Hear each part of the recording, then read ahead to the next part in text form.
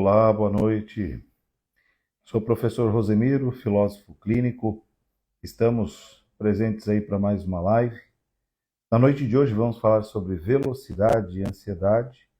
Vamos aguardar alguns minutinhos, tranquilamente vamos esperar enquanto alguns dos nossos colegas, aí algumas das pessoas que com certeza acompanharão a live da noite. Nesses pequenos e breves minutos, aí aguardemos tranquilamente.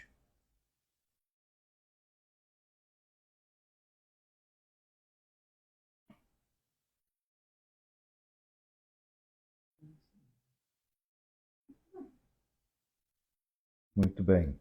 Vamos fazer uma introdução. Antes de falar do tempo, antes de a gente falar sobre velocidade e ansiedade, que são temas tão importantes, eu vou fazer apenas aí uma breve apresentação a respeito da filosofia clínica.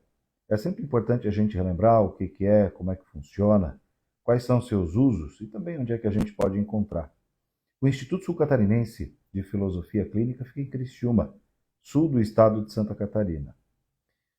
Ele surgiu com o propósito de divulgar a filosofia clínica aqui no sul do estado e também criar condição para que, com base em filosofia clínica, nós possamos auxiliar as pessoas com uma nova abordagem que tem como fundamento e base a filosofia.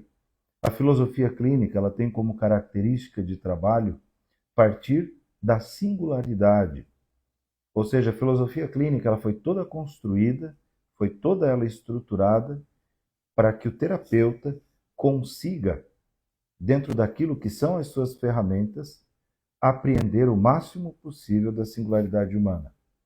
Isso ele o faz a partir da história de vida da pessoa. Então, cada pessoa, quando procura um filósofo clínico, ela traz as suas demandas, traz as suas questões, que nós chamamos de assunto imediato, e logo após isso, então, a pessoa conta a sua história de vida. A partir dessa história, o filósofo entende como ela se estruturou ao longo da vida. A partir dessa história, o filósofo entende também quais são os possíveis males dos quais ela sofre e também quais são as oportunidades que se apresentam em relação às características encontradas ao longo dessa história de vida.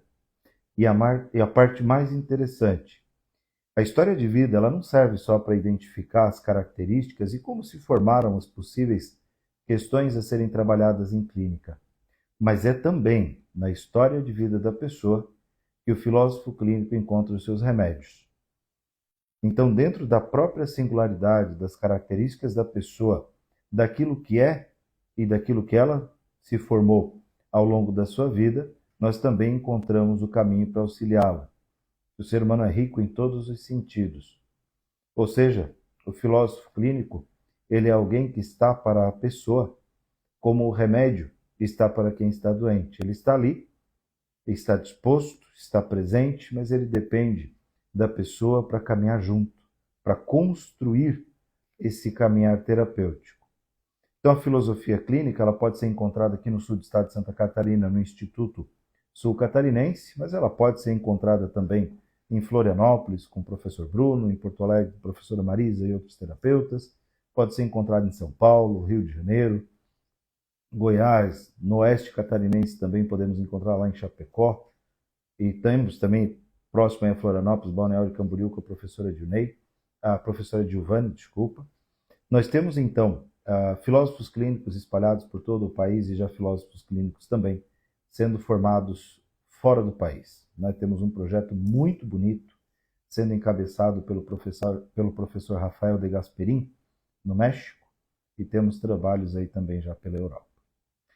Muito bem, feita essa pequena introdução, explicando um pouquinho mais sobre filosofia clínica, o tema escolhido para a noite foi velocidade e ansiedade. Eu vou começar por um aspecto bem interessante, como todo filósofo, a gente acaba não se furtando a necessidade de fazer um recorte histórico, né, do conceito de tempo. E uma das primeiras questões que a gente encontra quando fala de tempo é a noção grega, né?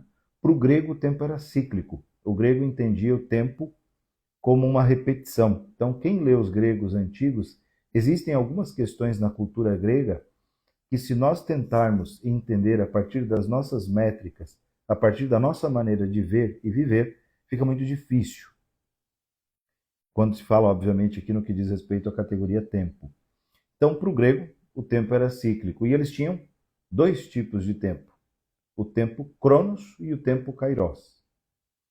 O tempo cronos é o tempo do relógio, né? Aquele tempo que passa independente das coisas. E existe outro tempo, que é o tempo kairos. O tempo kairos é o tempo da experiência, que não se mede em quantidade, mas se mede em relação àquilo que é importante para a pessoa, aquilo que faz sentido para ela, ou seja, o quanto que ela experimenta as coisas no tempo. Então, vejam, mesmo o grego, já lá na origem das discussões sobre o tempo, ele trabalha essa questão de maneira dual, ou seja, nós temos um duplo entendimento do tempo. Quando nós avançamos para o período medieval e pós o período medieval, o tempo ele vai ganhando outras conformações. Aí vem a invenção do relógio e todas essas questões, o tempo então ele começa a ganhar uma cadência, né? Ele começa a ganhar essa característica que é muito próxima de como a gente vive o tempo hoje, e entram dois grandes personagens nessa discussão. O primeiro deles, Newton, que é quem apresenta o tempo absoluto, né? O tempo que passa, o tempo que se move, independente das coisas, né? Ou seja, o tempo praticamente com vida própria. E nós temos, pouco depois, um sujeito chamado Einstein. Einstein, ele vem e aí ele trabalha as coisas de uma outra forma, ele trabalha a relatividade do tempo. Ou seja, ele trabalha já, de novo, uma outra concepção de tempo, trazendo uma discussão a questão de espaço-tempo. Essa correlação entre o espaço e o tempo gera, então, a questão da relatividade. Pois bem, avançamos para o período moderno e do período moderno para o contemporâneo. Essas duas correlações elas são interessantes. Quando nós entramos no tempo moderno, nós temos uma transição, que é uma transição importante. Do período medieval para o período moderno, é o trânsito das pessoas que moravam no campo, é as pessoas que moravam na roça, né, como alguns diriam. Na verdade, o que aconteceu é que ao longo do período feudal, no final dele, houveram as dissoluções desses feudos e a formação dos estados nacionais. E a dissolução desses feudos ela acabou acontecendo aos poucos com a formação das grandes cidades. Nas grandes cidades, o tempo já não era mais o tempo de plantar, o tempo de arar, o tempo de colher, o tempo de semear. Agora o tempo passa a ser medido pelo tempo da produção, o tempo da produtividade. Agora eu tenho hora para entrar na fábrica, eu tenho hora para sair da fábrica, eu tenho quanto que eu produzo por hora, eu passo a ganhar por produtividade também. Então o tempo ele passa já a esta época ser medido de uma forma diferente. E isso nos traz aí para o período moderno, que acaba, de certa maneira, só avançando na maneira como trabalha e como se discute o tempo, que é o tempo por produtividade, que é o tempo pelo encadeamento lógico e principalmente por quanto que a gente consegue produzir dentro desse tempo existente. E nós chegamos no período atual, na contemporaneidade. E uma das coisas que espanta, definitivamente, é que a tecnologia avançou de tal modo que hoje nós temos a possibilidade de fazer viagens inimaginavelmente mais rápido do que se fariam há 500 anos atrás. Gente, são apenas 500 anos. Mas vamos melhorar. Se nós pegássemos 100 anos atrás, dá para melhorar um pouquinho mais ainda. 50 anos atrás. O avanço da tecnologia nos trouxe a facilidade de abreviar o tempo, que teoricamente deveria servir para termos mais tempo. Teoricamente, os nossos compromissos, eles reduziriam, porque máquinas, enquanto tecnologia, não só a máquina em si, inclusive hoje, com toda a parte de tecnologia de informática, que é a tecnologia da informação, com a inteligência artificial, softwares e outras tantas coisas, teoricamente, aproveitaríamos muito melhor o tempo. E, impressionantemente, nós nos achamos num período onde cada vez se fala em ter menos tempo. O que aconteceu? O que acontece com as pessoas que, ao invés de ter mais tempo com todo o aparato tecnológico, com todas as possibilidades existentes, elas têm menos tempo? O que está acontecendo aqui? Aonde está a grande dificuldade? Isso nós vamos ver já já, de uma maneira bem simples e muito interessante. Mas antes disso, nós temos outras questões ainda a tratar. Porque o que acontece? A velocidade da vida, ela foi sendo lentamente acelerada, organizada, estruturada, e a gente não percebe. Querem ver como funciona? Olha como é que funciona legal. Antigamente você fazia um caminho para trabalhar. Hoje você precisa de um caminho para ir mais rápido, para aproveitar melhor o tempo, para fazer mais coisas. Antigamente não tinha telefone celular e não tinha essas coisas, então você precisava planejar melhor o teu tempo.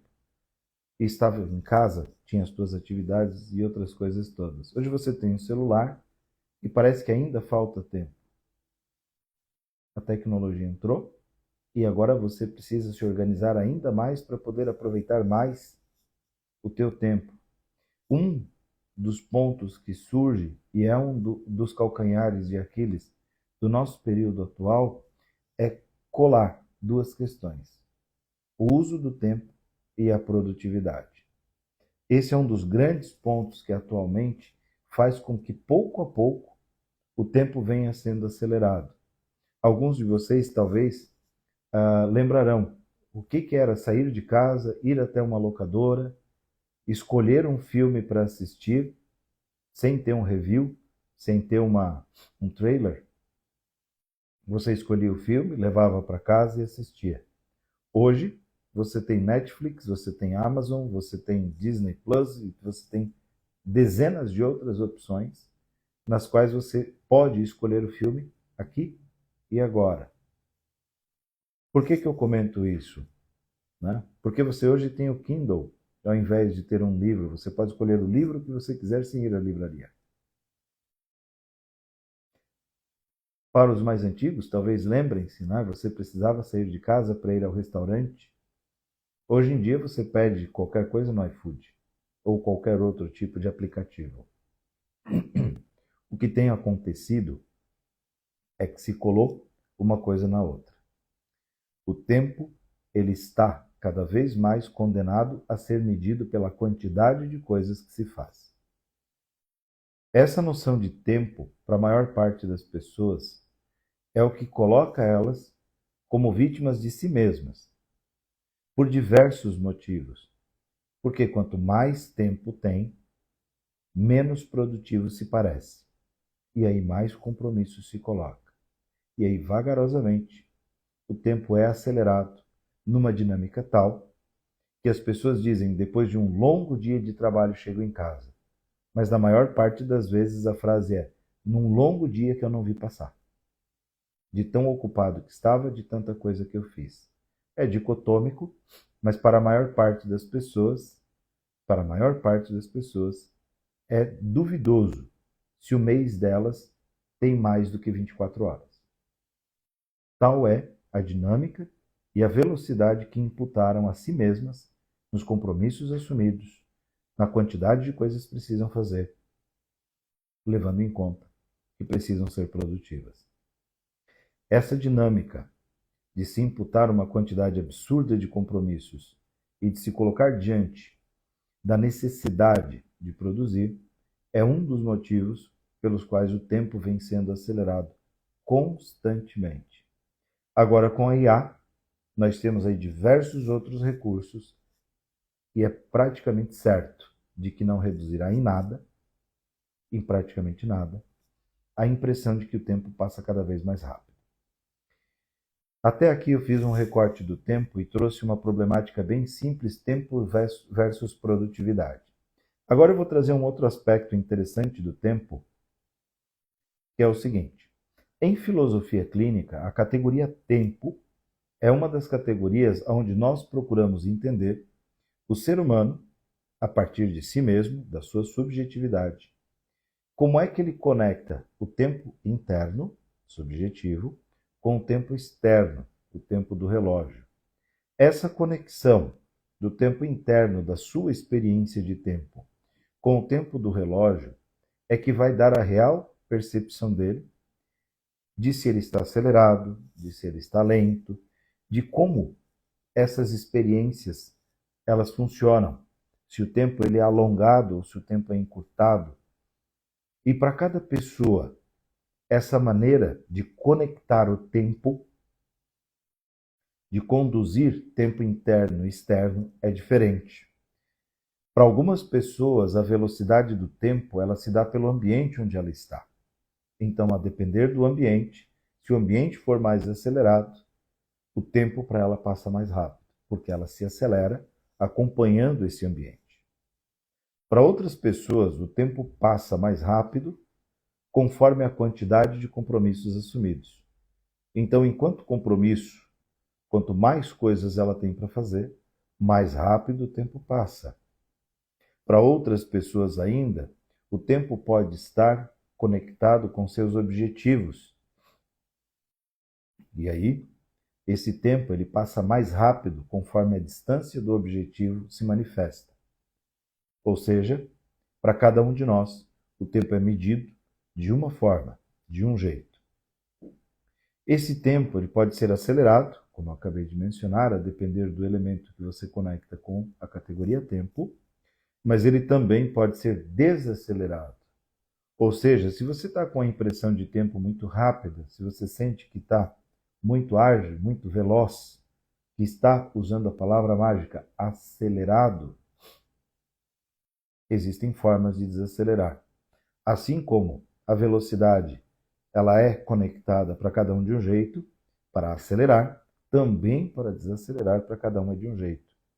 Algumas pessoas desacelerarão quando tiverem a oportunidade de entrar em contato com o próprio corpo, como um bom banho, um bom vinho, uma massagem, como uma caminhada à beira-mar, sentindo a água encostar nos pés, um exercício físico extenuante, quando o corpo realmente sente um pouco o peso. Outros ainda vão desacelerar quando estiverem com pessoas mais lentas, ou seja, eles tendem a acompanhar o grupo, então precisam de pessoas menos aceleradas para que consigam desacelerar. Essa diferença para cada um, de como cada um concatena o tempo interno com o externo, é um tema, e aí uma reflexão para cada um de vocês, com o que vocês conectam o tempo, e também, se o tempo de vocês está acelerado, com o que vocês precisam conectar o tempo para que ele desacelere. Nós vamos tratar única e especificamente daqui para frente a velocidade e a ansiedade. Existe uma das questões atualmente que vem incomodando, vamos dizer assim, muitas pessoas. Existe um desconforto cada vez maior e cada vez mais presente por conta da ansiedade. A ansiedade se tornou o famoso mal do século, bem como a sua extrema oposta, a depressão. Da onde vem a ansiedade? Quais são os seus gatilhos ou o que faz com que ela se institua numa pessoa? Não existe uma resposta única e não existe uma resposta correta, mas existem diversas respostas que dizem a cada um como que a ansiedade se instaura. Um dos pontos que é um sintoma da nossa vida atual é justamente a velocidade. A ansiedade conectada com a velocidade. Deixe-me mostrar para vocês isso de maneira muito tranquila. O seu dia a dia, quando você começa nas primeiras horas da manhã, logo que você levanta, o despertador toca ou alguém acorda você, aonde está a sua cabeça, o seu intelecto, a sua atenção? O seu intelecto está ali? Ele está presente, sentindo o corpo na cama, a coberta? Aqui em Santa Catarina, Criciúma, sul de Santa Catarina, tem feito muito calor nesses dias. Então, sentir o friozinho de ar-condicionado, aqueles que desfrutam desse prazer, sentir a coberta, sentir o aroma, o perfume do travesseiro, ou Quando você acorda, logo que desperta, sua cabeça já está lá na cozinha, no café da manhã. E depois, enquanto você está no café da manhã, a sua cabeça já está no trabalho. O que você tem para fazer? Quais são os seus primeiros compromissos? Quando você chega no trabalho, você já está com a sua cabeça no último compromisso do dia. Será que vai dar tempo? Será que eu vou dar conta? Será que eu vou conseguir fazer tudo? E quando você está aqui e o seu intelecto já está na frente, uma das dificuldades é que a velocidade do meu intelecto, ela não é compatível com a minha velocidade. Exemplificando, enquanto você está na cama, enquanto você está ali deitado, até você levantar, fazer sua higiene pessoal, se arrumar, descer até a cozinha, o seu pensamento já pode ter ido para o trabalho e voltado no final do dia, e você sequer levantou da cama. Então, uma das questões implícitas que fica oculta é que quando você joga a tua temporalidade sempre para o futuro, essa velocidade ela naturalmente aumenta, uma vez que você não acompanha a velocidade do teu corpo e dos movimentos que você precisa fazer para chegar aos resultados desejados. Então, enquanto você acelera o teu tempo, pulando etapas, aqui você também pula etapas, no corpo. É interessante como algumas pessoas estão cada vez mais distraídas de si mesmas. Imagina, você acorda num piloto automático, toma o seu café da manhã, quando você se deu conta, você está diante da sua mesa de trabalho. Quantas coisas você não pensou? Quantas coisas você não viveu nesse hiato de tempo? Se você não estava lá, presente naquilo que você estava vivendo, se você não estava naquele momento, como você pode ter vivido o teu café da manhã? Como você pode ter vivido o trânsito do teu trabalho? Muitas pessoas não vivem. Elas apenas resolvem o que precisa ser resolvido e voltam para casa no final do dia. E algumas delas, inclusive, voltam para casa no final do dia para resolver as coisas da casa antes de dormir. Isso, naturalmente, conduziu as pessoas a uma aceleração e a uma velocidade muito grande. Só que cada um de nós, lá na categoria tempo, como eu comentei há pouco, tem uma limitação. E não é uma limitação no sentido pejorativo da palavra. Até fazendo um comparativo grosseiro, mas bastante válido. Se você compra um Fusca, você coloca ele numa autoestrada e você acelera, por mais que ele tenha motor, roda, estrutura como qualquer outro veículo, o motor e a estrutura como um todo limitarão a velocidade pela capacidade de toda a estrutura, inclusive do próprio motor. Se você pega um veículo outro qualquer, 1.0, também essas limitações se apresentarão e assim por diante. O que isso quer nos dizer e qual é a grande questão que se apresenta aqui? Cada um de nós precisa entender para si mesmo quais são os elementos que dizem os nossos limites de velocidade. Caso nós não os entendamos, nós estamos expostos à possibilidade, para não dizer a muito facilmente a realidade, de acelerar em demasia.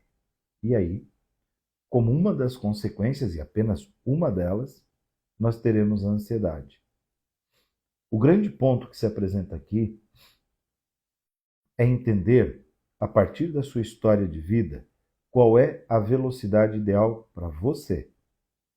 Como que você pode organizar o teu dia de maneira que o teu dia e as tuas atividades, desde que você inicia até a hora que você termina, tenham uma cadência na qual o seu intelecto esteja em acordo com o seu corpo, em acordo com as suas emoções, em acordo com a sua razão, em acordo com as pessoas que você convive, ou seja, que a tua velocidade, categoria tempo, esteja em acordo com a tua estrutura de pensamento.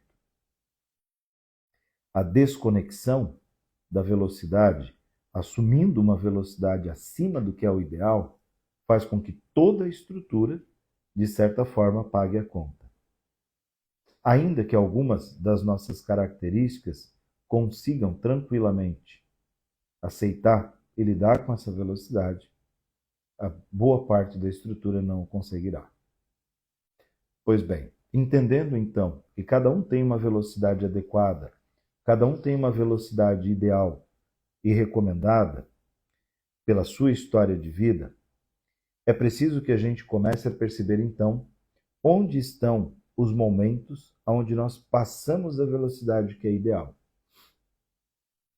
Por exemplo, existe um ponto legal quando a gente fala de filosofia clínica, e eu gosto de repetir isso sempre, que é a singularidade, né? Quando eu digo como é que a gente sabe que passou da velocidade, como é que uma pessoa pode saber que passou do limite de velocidade do que é o ideal para si? Aí talvez alguém se pergunte, qual seria a receita para isso? Pois bem, não existe. Em filosofia clínica não existe receita. Em filosofia clínica existe eu preciso conhecer aquele ser humano. Eu preciso entender ele em sua singularidade a partir da sua história de vida. E somente então eu vou conseguir apropriadamente sugerir quais são as maneiras pelas quais ele pode entender que está passando de uma velocidade ideal para si. Vamos para um primeiro indicativo aqui. E óbvio que cada um precisa olhar para a sua história, cada um precisa olhar para si e, a partir da sua experiência de vida, reconhecer os momentos onde passa da velocidade ideal e, como comentei anteriormente, ver também quais são as maneiras mais adequadas para desacelerar. Primeiro indício, ou um dos indícios, de que uma pessoa passou do limite de velocidade é o cansaço mental. E eu tenho ouvido muito no consultório. Muitas vezes as pessoas dizem, olha, doutor, eu estou cansado. O meu dia termina e eu não consigo mais pensar em nada. Eu chego em casa, a única coisa que eu quero fazer é deitar e dormir. Não consigo ler um livro, não consigo ver um bom filme, não consigo ter uma boa conversa. A minha cabeça está cansada. Pois bem, essa falta de condição de produzir intelectualmente no final dos dias é um indício claro de que a pessoa pode sim estar acima do que é o limite ideal de sua velocidade. E esse cuidado ele vai se dar na medida em que a pessoa começa a perceber consistentemente, chegando em casa nessa condição. Um outro indício, e aí um indício um pouquinho diferente, para algumas pessoas é quando ela começa a perder o controle da sua expressividade. Ou seja, algumas pessoas, quando passam do seu limite de velocidade, quando estão muito sobrecarregadas, correndo em demasia, elas têm vontade de chorar. Se tornam emotivas no sentido expressivo, comunicam, falam, botam para fora, choram. Outras pessoas se tornam irritadiças, ficam muito facilmente incomodadas com as coisas. O outro indício ainda é de pessoas que começam a ter pequenos problemas de pele, psoríase, por exemplo. Outros começam a ter gastrite, refluxo e por aí vai. Existem aqui diversas formas de uma pessoa perceber que passou do seu limite de velocidade. E aí é onde nós chegamos ao ponto. O que tem a ver a velocidade com a ansiedade? O excesso de velocidade nos dias atuais, com as rotinas pesadas, extremamente corridas e cheias de compromisso, levaram muitas pessoas a aprender, viver acima do seu limite de velocidade. Como diriam alguns, aprenderam a viver perigosamente. E esse perigosamente tem entre outros tantos, rescaldos, a ansiedade.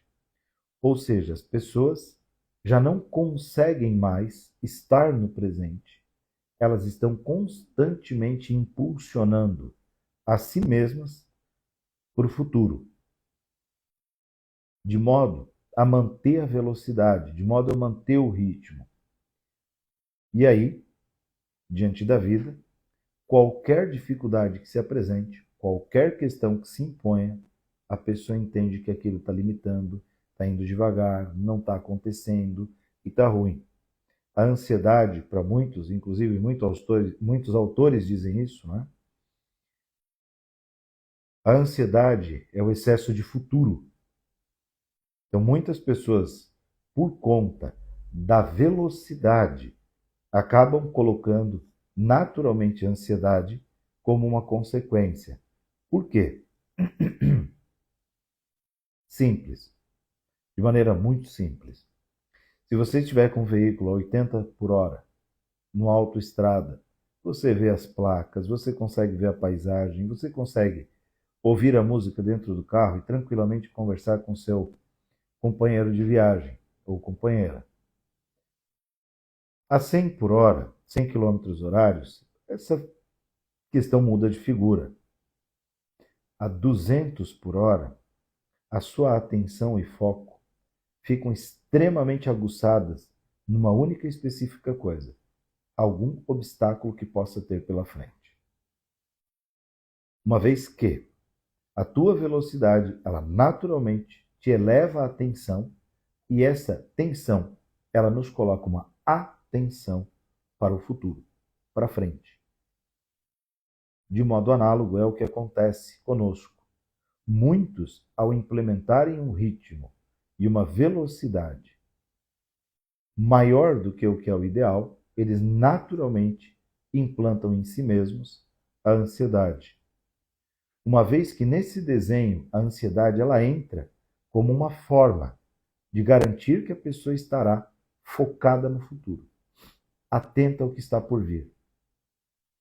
Só que diferente de uma autoestrada, a vida ela é cheia de coisas, cheia de intempéries, de mudanças e de decisões que vão muito para além daquilo que são as nossas decisões.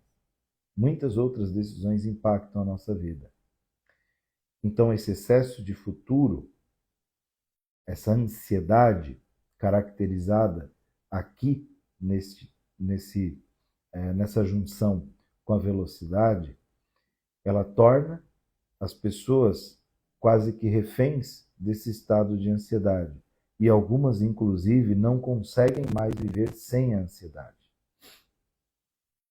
Acostumam-se com isso. A ansiedade já não é mais o que a gente chama hoje de patologia. A doença ela é algo como uma condição normal, é uma condição natural da vida da pessoa. Ela se acostumou a isso. O grande ponto que entra como uma das questões a se tomar cuidado, que eu comentei desde o início, é o tempo, quando ele é acelerado, ele nos coloca diante de diversos desafios. Um destes desafios é a ansiedade, que está aí. Como é que a gente lida com a ansiedade? Eu acho que aqui, tanto quanto dizer como o problema se instaura, ou como essa questão se instaura para muitas pessoas, é também sugerir encaminhamentos. Como comento desde o início, em filosofia clínica não temos receita pronta, o que é muito legal. O que acontece aqui? Cada um precisa, pela sua história de vida, entender como pode desacelerar. Como pode, aos poucos, voltar para o momento presente. Eu sei que isso fica extremamente aleatório e alguns vão dizer, não tem a menor ideia do que você está falando. Está muito esquisito isso aí. Pois bem, deixa eu ajudar. Eu vou ajudar de maneira muito simplista. Algumas pessoas vivem o momento presente quando estão jogando baralho. O carteado, para muitas pessoas, é uma das formas de estar no momento presente. E isso ajuda elas a desacelerar, e inclusive ajuda na ansiedade. Outras pessoas vão para o momento presente quando estão pescando, ou algum outro hobby, jogando uma sinuca, jogando bocha, jogando tênis, beach tênis, ou qualquer outra atividade. Algumas pessoas conseguem estar no momento presente quando estão vendo um filme, quando estão assistindo uma série. Outras pessoas ficam no momento presente quando estão com alguém que gostam, tomando um bom vinho, tendo uma boa conversa. Para cada um de nós, o ideal é entender a partir da sua história de vida qual é a melhor maneira de, aos poucos, aprender novamente a viver o momento presente. Isso naturalmente fará com que a gente desacelere o tempo, naturalmente isso acontecerá, e aí nós conseguimos aos poucos, também, por consequência, trabalhar o aspecto insidioso da ansiedade. É um grande desafio para cada um de nós e cada uma das pessoas com as quais eu tenho entrado em contato no consultório ao longo dos anos, porque muitos não conseguem, não porque não querem, não porque não desejam o trabalho de melhoria para si, mas porque acabam encontrando na construção que fizeram da própria vida o impedimento natural para viver melhor. Construíram rotinas extremamente produtivas, construíram rotinas que passam daquilo que é o saudável e simplesmente se entendem impossibilitadas de cortar qualquer coisa da sua rotina. Acabaram se tornando reféns de construir uma rotina para si mesmas, nas quais se tornaram escravos. O grande cuidado que reside aqui é: não existe uma obrigação. Cada um construiu um estilo de vida em acordo com o que entendia ou com o que entende mais adequado para si. E não existe escolha que seja definitiva. Muitas das nossas escolhas podem sim ser revistas. Outras, talvez não. Mas cabe aí entender quais são os caminhos para que a gente consiga aprender a lidar com a velocidade, reduzir, estar no momento presente e, assim, evitar o problema da ansiedade, que para muitas pessoas é o que torna a vida tão desconfortável. Muito bem, tivemos aqui praticamente meia hora, 35 minutos de live. Eu deixo para vocês aqui uma pergunta bem tranquila. Se você, hoje, olhando para o teu dia a dia, perceber que você tem uma velocidade maior, como é que você pode fazer para desacelerar? Olha para a tua história. Onde é que estão os ingredientes que vão te ajudar a desacelerar? Essa é a pergunta que eu deixo, façam essa reflexão. Agora, eu deixo à disposição. Quem quiser colocar alguma pergunta, quem quiser fazer algum tipo de interação, por favor, fique à vontade. Assim, os que forem possíveis, a gente responde por aqui, tá bom?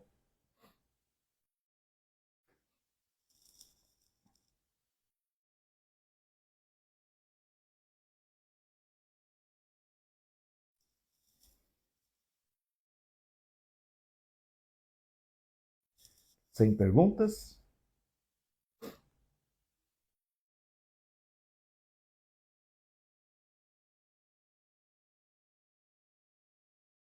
Está digitando, né? Muito bem. O senhor André Mendonça Marchioro. Às vezes a velocidade é boa, né, professor? Sim.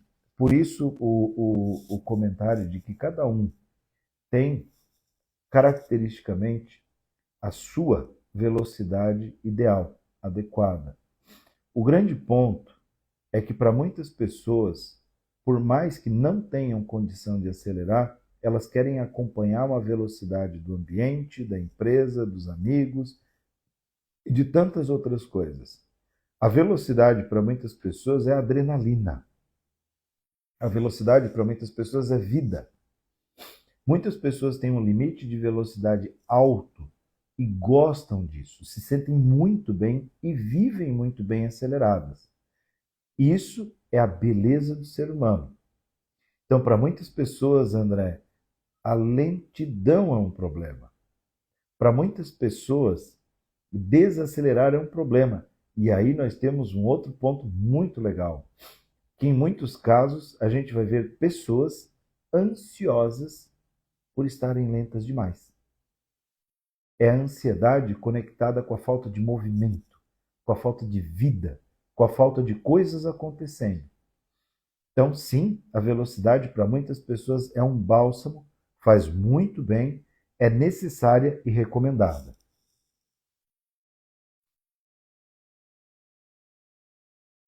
A Solange, a atividade física ajuda na questão da ansiedade? Sim, ajuda. Mas aqui existem alguns cuidados importantes. Depende da atividade física. Vamos colocar de uma forma bastante simples. Digamos que tem uma pessoa que é acelerada, que ela está com a vida muito agitada, na correria, e aí ela quer desacelerar, ela quer acalmar. E aí ela resolve fazer crossfit. Que o povo pula, que o povo corre, que o povo vai para cima e para baixo, e pega a corda, e puxa a corda, e solta isso, pega aquilo. A própria velocidade da atividade física pode fazer com que a pessoa não se sinta bem com o exercício físico em si. Em alguns casos, inclusive, entendendo que não está dando resultado. Até pode estar dando resultado físico, para algumas coisas vai, mas como benefício de se sentir bem consigo mesmo ao final do exercício, não. Porque a pessoa está com a cabeça cansada. Ou seja, o próprio exercício físico, pela maneira como ele acontece, para estas pessoas, é claro, ele foi acelerado demais. Então, para a pessoa que já é acelerada, para a pessoa que já tem um ritmo e precisa desacelerar, o ideal são atividades físicas que baixem a rotação, que tragam a pessoa para a corporeidade, tipo uma musculação, um exercício mais cadenciado. Isso é uma ótima pergunta, é uma boa maneira de ver as coisas. A ansiedade pode ser um elemento positivo, como diz o senhor Junei Colonete. Junei, a ansiedade, se a gente considerá-la como patologia, né, como é o caso de ela ser considerada na psiquiatria, a resposta é não. Em filosofia clínica, nós temos outras respostas. Na verdade, em filosofia clínica, para cada pessoa é diferente, como eu comentei algumas vezes, mas sim, para algumas pessoas a ansiedade, ela não só é necessária, como é recomendada.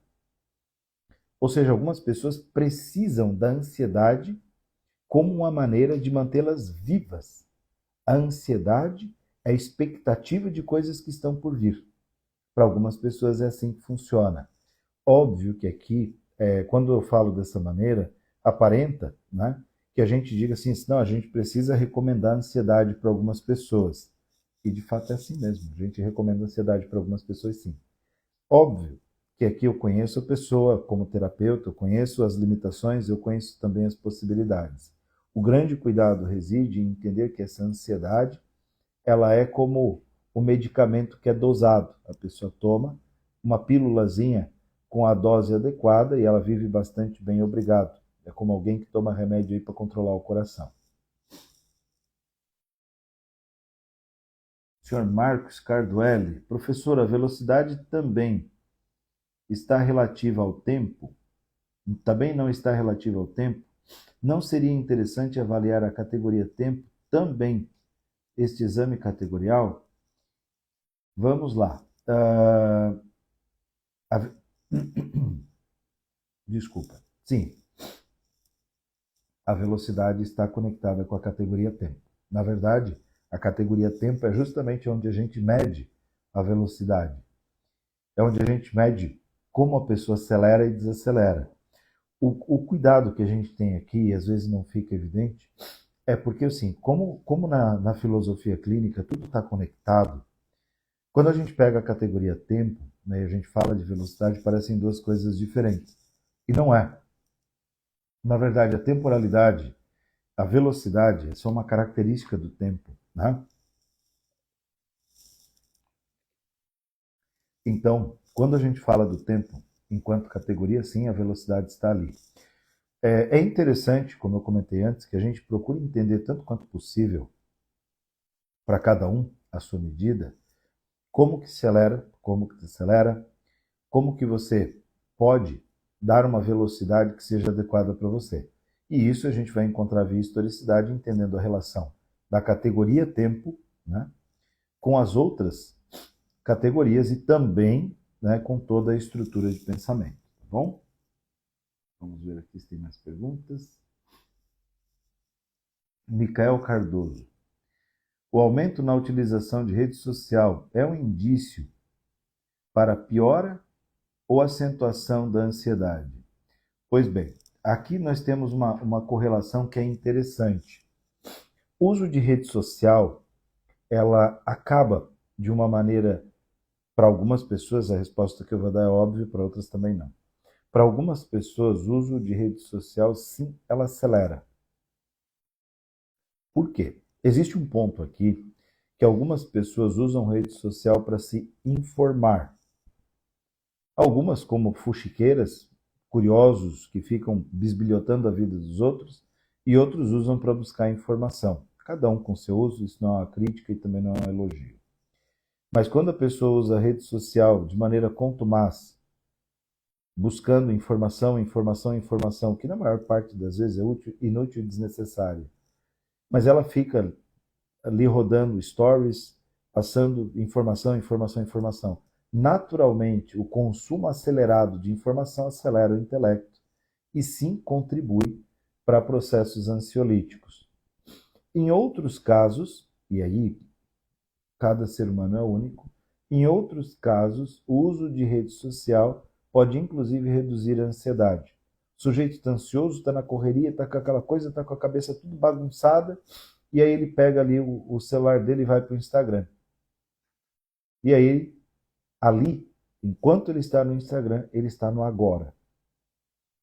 Vendo um Reels, vendo uma foto, vendo um vídeo, seguindo um canal do qual ele tem curiosidade, busca mais uma informação,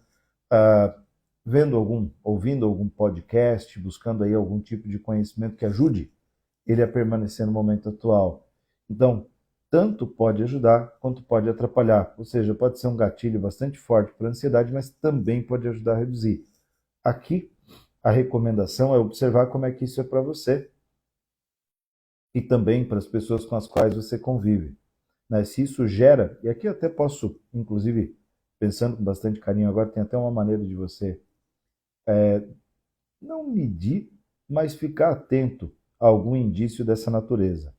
Se a rede social ela é uma distração, e é uma distração no sentido de trazer a pessoa para o momento atual, é possível que ela seja, assim, inclusive, um redutor de ansiedade, até para controlar. Mas se a pessoa usa a rede social e a rede social é demandante, ou seja, a rede social ela gera novas demandas, ela fica forçando o intelecto em relação a coisas novas a serem feitas, a coisas a serem executadas, é sim muito provável que também a rede social seja então um acelerador, né? Ou seja, contribua para acelerar a categoria, para dar velocidade e a pessoa também tenha como aí um efeito colateral a ansiedade, tá bom? Muito bem, legal, boas perguntas. Alguma outra pergunta?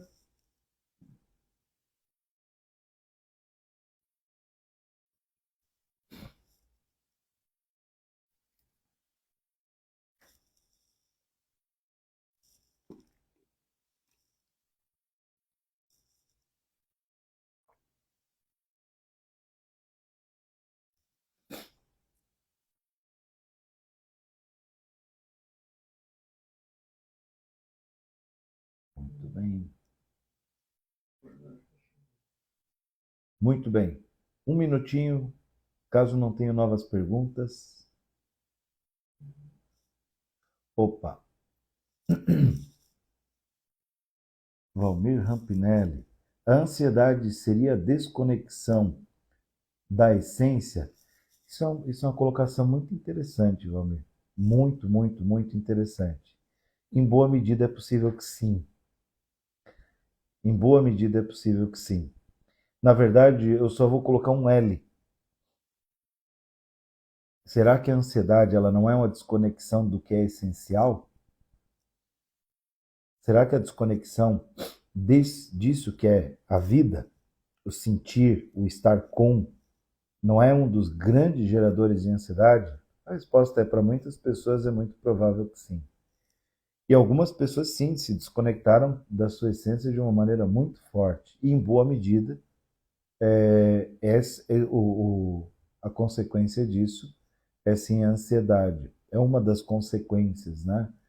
Essa desconexão da essência, ela tem diversas outras implicações. Algumas pessoas começam a se tornar falsas, no sentido de tornam-se fantoches de si mesmas, né? Geram personagens aleatórios e a partir desses personagens criam estilos de vida que não condizem consigo mesmos. Vou dar um exemplo bastante simples, eu acho que ele pode ser bastante interessante. Imagina uma pessoa de essência simples, pura, de essência mais cadenciada, de essência mais relacional, que se desconecta e acelera indefinidamente por dinheiro, por poder, enfim, por quaisquer outras questões. E em algum momento da vida ela se dá conta que está ansiosa, correndo atrás e está sempre querendo mais, e ela se dá conta de algo bastante simples, que tudo do qual ela correu atrás, ela simplesmente acabou perdendo a si mesma. Então, é muito possível que sim, Ramiro, bem possível que algumas pessoas tenham a ansiedade como um reflexo de terem se desconectados da sua essência. Marcos Carduelli, o avanço da ciência não está de alguma forma relacionado com a velocidade e a ansiedade dos inconformados? Sim, sim, está sim. Muitas pessoas, é que aqui existem questões interessantes, né? Se você pegasse um inconformado de 100 anos atrás, o sujeito era inconformado que tinha um trabalho braçal gigantesco, tinha muitos anos de pesquisa, tinha muitos anos de estudo. O inconformado atual, ele pesquisa nos chats de IA. Né? Hoje em dia ele faz pesquisas bastante rápidas e fáceis numa estrutura de IA, e muita coisa se desenha por aí. Mas o grande ponto é que o avanço da ciência, né, até como eu comentei no início, ele acabou abreviando muita coisa. E existe um ponto aqui que ele também serve como um ponto de atenção, que é a fragilidade. Né? Hoje você pega muitas teorias, você pega muitas pessoas, inclusive, que são frágeis na sua construção. Leves, rápidas, frágeis na sua construção. Isso, entre outras coisas, tem como consequência, quando uma dificuldade se apresenta, a pessoa não tem o que fazer, não sabe como resolver. Então, quanto mais a velocidade e a ansiedade se conectam, ela acaba tornando a pessoa refém de um estilo de vida que, na maior parte das vezes, a pessoa fica dentro dessa roda viva. E aí, inclusive, Marco, é interessante tentar entender se essa não conformidade, se esse inconformismo não é justamente, né, o fruto dessa aceleração e da ansiedade. Porque muitas vezes a gente vai dizer, não, é o inconformado que corre, que acelera e acelerou demais e fica ansioso. Não, às vezes ele só acelerou porque aprendeu a acelerar, está ansioso, e aí ele tem essa inconformação interna. E aí eu vou fazer um link com outra palavrinha mágica, que é uma das coisas que eu tenho comentado. Muitas pessoas confundem ansiedade e angústia.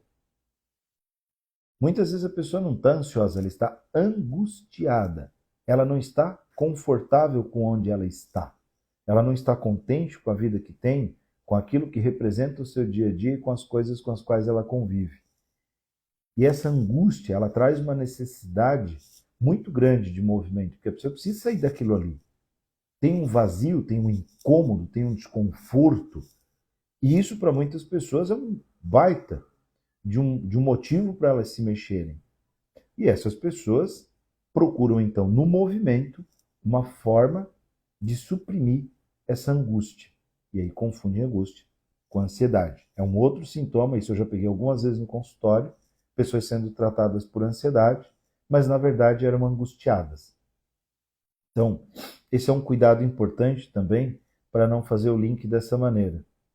Mas, só para fechar aqui a resposta, sim, é muito provável que para muitas pessoas esse avanço da ciência, né, onde a gente tem a velocidade e a ansiedade cada vez mais conectadas, acabe sendo, sim, uma questão dos inconformados. Ou seja, esses inconformados que andam por aí acabam criando um ambiente acelerado, acabam atropelando coisas e a própria ansiedade se instaura. Muito bem, estamos chegando aí ao fim de mais uma live. Agradeço as perguntas, agradeço a presença de cada um de vocês. Uma vez por mês, daqui até o final do ano, uma vez por mês estaremos juntos. Para a próxima live a gente vai fazer uma pequena alteração. Ela começará às 8 horas da noite. Segundo aí algumas pessoas com as quais eu conversei, às 7, é um horário um pouquinho cedo. É um horário que algumas pessoas ainda estão se deslocando, organizando as coisas da casa. Então é importante que a gente consiga disponibilizar a live num horário que a maior quantidade de pessoas possível possa nos acompanhar. Repito, obrigado pela presença de cada um de vocês. Estou à disposição aqui no Instagram do Instituto Sul Catarinense de Filosofia e também fico sempre à disposição no Instagram, @Rosemiro Sefstrom. Qualquer dúvida, qualquer pergunta, qualquer coisa que queiram, fiquem bem à vontade para interagir, a gente está sempre à disposição. Obrigado e até mais.